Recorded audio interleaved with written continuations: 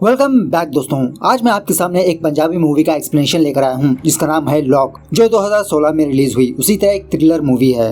Actually ये movie एक Malayalam movie की रीमेक है और उस मूवी का नाम है शटर, जो 2012 में रिलीज हुई थी।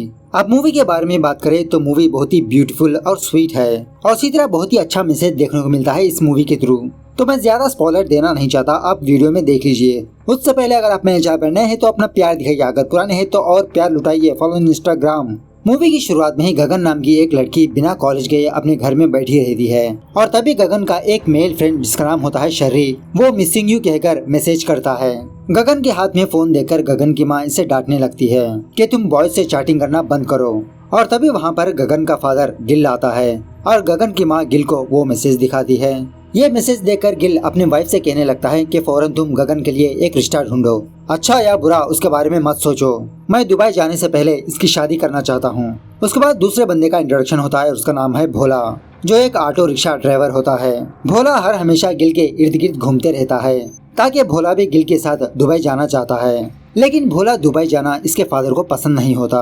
भोला का फादर भोला को समझाने लगता है कि तुम यहीं पर रहकर छोटा मोटा बिजनेस स्टार्ट करो, लेकिन भोला का यही सपना होता है कि वो दुबई जाके अच्छी खासी जॉब करे। उसके बाद तीसरे बंदे का इंट्रोडक्शन होता है और उसका नाम है हरपाल, जो एक फिल्म राइटर होता है।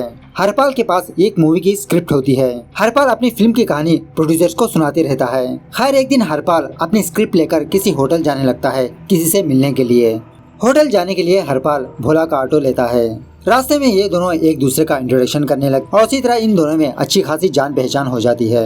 जब भोला हरपाल को होटल के पास छोड़ता है तो हरपाल के पास पैसे नहीं होते उसका भाड़ा देने के लिए। भोला हरपाल से कहने लगता है, अरे भाई रहने दो, जब तुम बहुत बड़े डायरेक्टर बन जाओगे तब अपनी फिल्म में मुझे एक कैरेक्टर देना। इस तरह से भोला बिना पैसे लिए वहाँ से चला जाता है और बाद में हरपाल को ये बात याद आती है कि इसकी स्क्रिप्ट तो इसकी बैग तो भोला के ऑटो में ही रह गई है। जब हरपाल वापस मुड़ के देखता तो वहाँ पर भोला नहीं होता, वो कब का जा चुका होता है। इस तरफ गिल के घर के बगल में गिल के 2 रूम्स होते हैं। एक रूम खाली होता है और एक रूम गिल ने किसी मैकेनिक को भाड़े पे दिया हुआ रहता है। गिल इस मैकेनिक को हमेशा कहता रहता है कि वो इस रूम को खाली कर दे, लेकिन कितना बोलने के बावजूद भी वो मैकेनिक उस रूम को खाली नहीं करता, जिसकी वजह से गिल और उस मैकेनिक के दरमियान हमेशा झगड़ा होते रहता है। इस तरफ भोला को उसका फादर काफी सारे बिजनेस के आइडियाज देता रहता है, लेकिन भोला इसके फादर की एक भी नहीं सुनता। दूसरी तरफ हरपाल भोला की तलाश करते रहता है, लेकिन हरपाल को भोला कहीं पर भी नजर नहीं आता। खैर घर आने के बाद हरपाल अपने एक फ्रेंड को कॉल करके कुछ पैसे मांगने लगता है कि ये कुछ दिनों बाद मुंबई जाने वाला है और इसके लिए इसे कुछ पैसे चाहिए। उसी दिन रात गिल अपने खाली वाले रूम में बैठकर शराब पीते रहता है और गिल को कंपनी देने के लिए इसके 2 और दोस्त आते हैं। एक होता है ट्रक ड्राइवर और दूसरा होता है कांस्टेबल। थोड़ी देर बाद वहाँ पर भोला भी आता है। भोला अपने ऑटो में हरपाल की बैग देखता है और भोला को याद ही नहीं होता कि ये बैग हरपाल की है। भोला उस बैग को गिल के रूम में ले जाता है और ये चारों मिलकर दारू पीने लगते हैं। इसी दरमियान में उस कांस्टेबल की बीवी इसे कॉल करके घर बुलाने लगती है। इसे देखकर गिल अपने दोस्तों को बताने लगता है कि ऐसा होगा, इसीलिए मैंने अपना फोन अपने घर पर ही छोड़ आया ताकि पीते समय कोई भी डिस्टर्ब ना करे। खैर और थोड़ी देर दारू वगैरह पीने के बाद गिल के 2 दोस्त वहाँ से चले जाते हैं। वो दोनों जाने के बाद गिल भोला से कहने लगता है कि मुझे और दारू पीनी है। सो गिल और भोला ये दोनों फिर से वाइन शॉप जाते हैं। तभी गिल की नजर एक लड़की पर पड़ती है और उसका नाम होता है पम्मी, जो एक प्रोस्टिट्यूट होती है। पम्मी को देखते ही गिल पम्मी को लाइक करने लगता है। इसे देखकर भोला गिल से कहने लगता है, भाई आप यही ठहरो, मैं आपके लिए उस लड़की को लाऊंगा। ऐसा कहकर भोला पम्मी के पास जाता है, उससे बात करता है। इस तरह से पम्मी भी इनके साथ ऑटो में जाने लगती है। भोला एक होटल के पास आकर कुछ घंटों के लिए रूम मांगता है, लेकिन वो होटल वाला बंदा भोला से कहने लगता है कि ऐसी चीजें हमारे यहाँ नहीं चलेंगी भाई। इस तरह से 2-3 होटल ढूंढने के बाद भोला को यही आंसर मिलता है और तभी भोला को एक जबरदस्त आइडिया आता है और भोला गिल और पम्मी को गिल के वो खाली वाले रूम में रात बिताने के लिए कहता है। यह देखकर गिल डरने लगता है, अरे यार पीछे ही मेरा घर है, कोई प्रॉब्लम तो नहीं होगी ना। भोला कहने लगता है, आप टेंशन मत लो भाई, मैं बस 2 घंटे में वापस आ जाऊंगा। इस तरह से भोला गिल और पम्मी को उस रूम में रखकर उस रूम का शटर बंद करके उसे लॉक कर देता है। थोड़ी देर बाद गिल एक सीढ़ी लाकर उस सीढ़ी के ऊपर चढ़ के उस खिड़की के थ्रू अपने घर की तरफ देखने लगता है। ये देखकर पम्मी गिल से कहने लगती है, क्यों टाइम वेस्ट कर रहे हो। गिल कहने लगता है, मैं बस यही चेक कर रहा था कि मेरी बीवी सोई है या नहीं। पम्मी कहने लगती है, तुम मर्द ऐसे ही हो, जब बीवी के साथ होते हो तो दूसरी लड़की को देखते हो, जब दूसरी लड़की के साथ होते हो तो अपने बीवी के बारे में सोचते हो। इस तरफ गिल की बीवी गिल का खाने पर इंतजार करती रहती है। इस तरफ गिल पम्मी को कुछ पैसे देता है और रिलैक्स होने के लिए फिर से वो दारू पीने लगता है।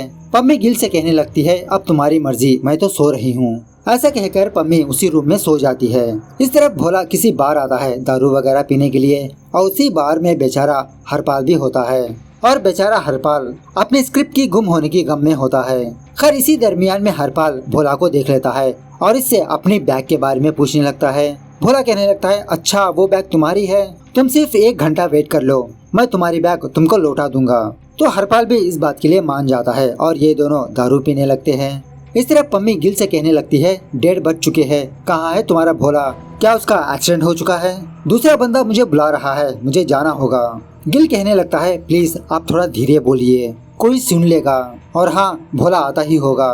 खैर बहुत देर होने के बाद भोला और हरपाल ये दोनों गिल के उस रूम के पास जाने लगते हैं। तभी रास्ते में पुलिस इन दोनों को रोक लेती है और पुलिस ड्रिंक एंड ड्राइव में इन दोनों को पुलिस स्टेशन लाके पुलिस स्टेशन में बिठा देती है। कितना रिक्वेस्ट करने के बावजूद भी वो पुलिस वाला भोला को जाने नहीं देता और तभी भोला गिल को कॉल करके बताता है कि भाई पुलिस ने मुझे पकड़ लिया और सुबह तक ये मुझे छोड़ने वाले नहीं है, आप ही किसी भी तरह करके उस रूम से बाहर आ जाओ, वरना कल सुबह लोग आपको उस लड़की के साथ देखेंगे, आपकी इज्जत मिट्टी में मिल जाएगी। गिल कुछ भी जवाब ना देने की वजह से भोला उस फोन को काट देता है और बाद में भोला को ये बात याद आती है कि गिल ने तो अपना फोन अपने घर पर ही छोड़ आया और गिल की वाइफ भोला की सारी बातें सुन लेती है। मतलब प्रॉब्लम पे एक और प्रॉब्लम। खैर इस तरफ गिल उस शटर को ओपन करने की कोशिश करते रहता है। ये देखकर पम्मी गिल पर हंसने लगती है कि लॉक तो बाहर से लगा है, अंदर से क्या खोलोगे तुम। इस तरफ पुलिस स्टेशन में भोला इस इंसिडेंट के बारे में हरपाल को सुनाने लगता है। सो इन दोनों की बातें वो पुलिस वाला सुन लेता है और सुबह होने के बाद वो पुलिस वाला गिल के रूम के पास जाता है, उस शटर को ओपन करता है और सच में उस रूम में गिल और पम्मी होती है और इन दोनों को एक साथ गिल की फैमिली और सारे मोहल्ले वाले देख लेते हैं और मोहल्ले वाले गिल पर मजाक उड़ाने लगते हैं कि गिल की एक शादी लायक बेटी है और गिल इस उम्र में ऐसी हरकतें कर रहा है। लेकिन हमें बाद में ये बात पता चलती है कि ये सब भोला का एक इमेजिनेशन होता है। मतलब भोला ऐसा डर रहा होता है कि शायद सुबह होने के बाद ऐसा होगा और हरपाल से एक आइडिया मांगने लगता है। हरपाल कहने लगता है कि तुम अपने किसी खास दोस्त को वहाँ पर भेज के उस शटर को ओपन करवाओ, उन दोनों को बाहर निकालो। लेकिन भोला अपने किसी भी फ्रेंड पर भरोसा नहीं करता, इसके दोस्त की वजह से भी गिल की बदनामी हो सकती है। हरपाल कहने लगता है, देखो कल सुबह सारे लोगों के सामने इज्जत जाने के बजाय अगर एक बंदे के सामने इज्जत गई तो कोई फर्क नहीं पड़ता। लेकिन इसके बावजूद भी भोला इस बात के लिए मना कर देता है। खैर सुबह होने के बाद वो मैकेनिक शॉप वाला अपनी दुकान को ओपन करता है। गिल उस रूम की खिड़की के थ्रू अपने बीवी और अपने बच्चे को देखते रहता है। पम्मी अपनी आंखें खोलने के बाद गिल को डांटने लगती है, कहाँ है तुम्हारा भोला, अभी तक उसने शटर को ओपन क्यों नहीं किया।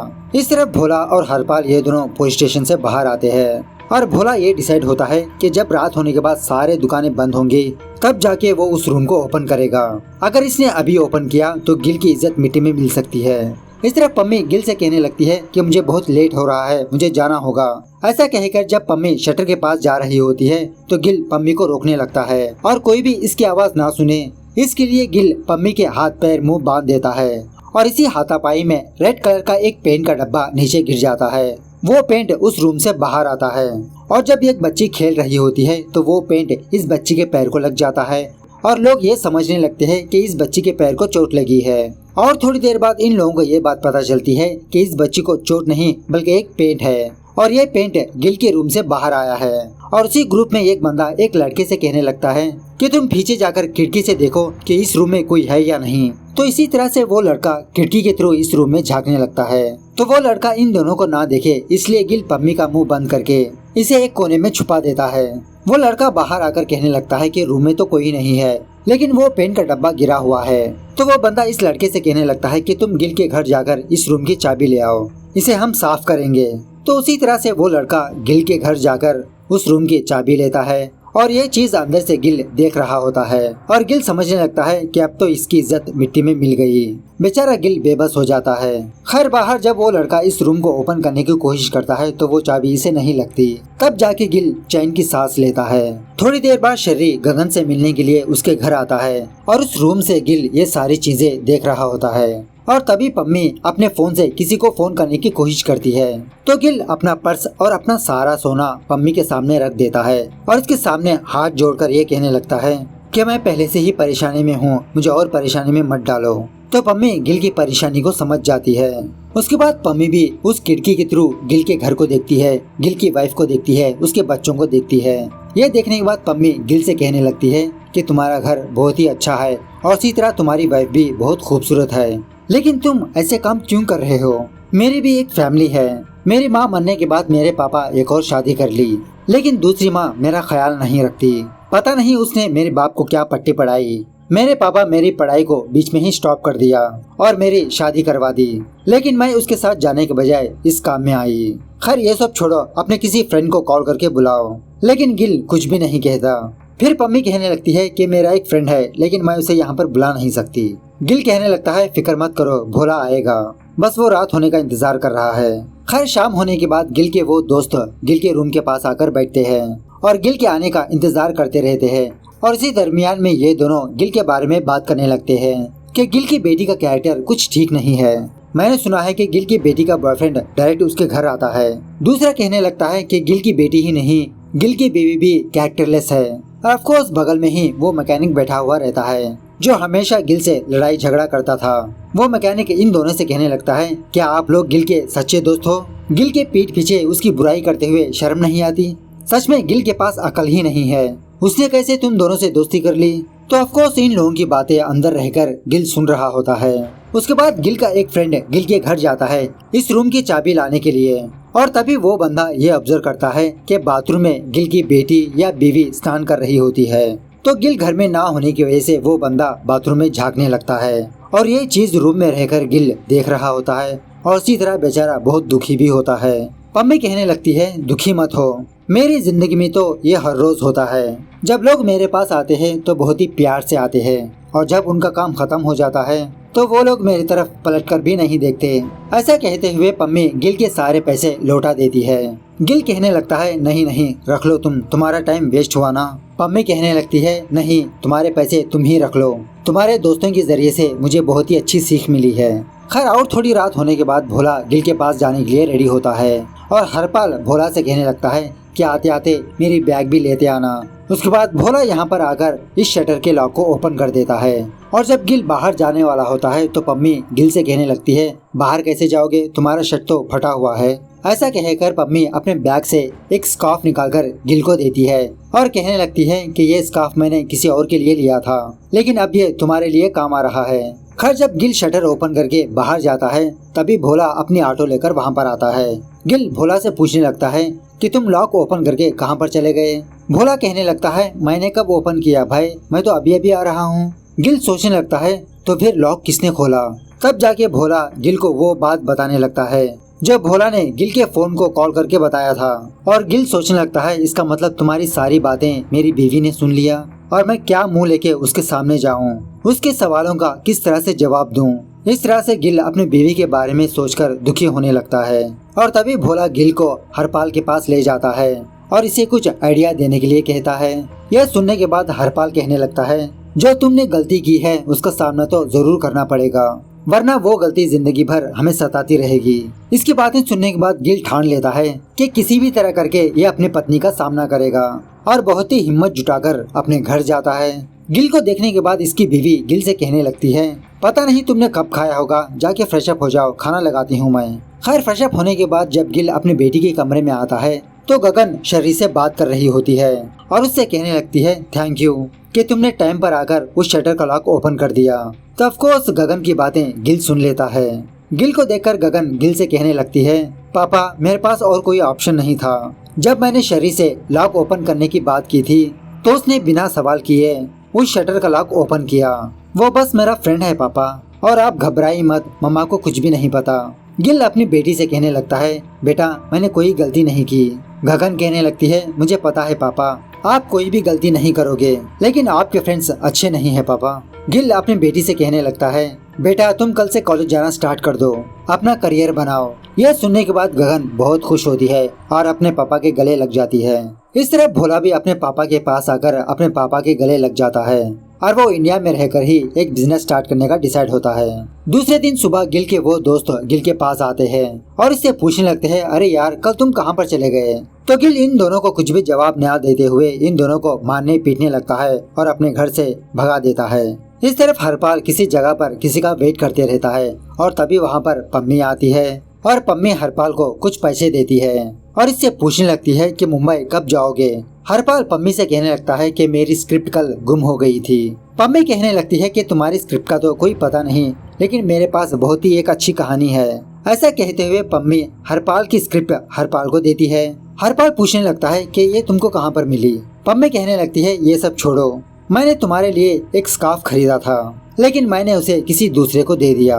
हरपाल पूछने लगता है, क्या उस स्कार्फ पर हार्ट के सिंबल्स है? यह सुनने के बाद पम्मी समझ जाती है और हरपाल से कहने लगती है, मैंने सिर्फ उसे हार्ट सिंबल वाला स्कार्फ दिया है, मेरा हार्ट नहीं।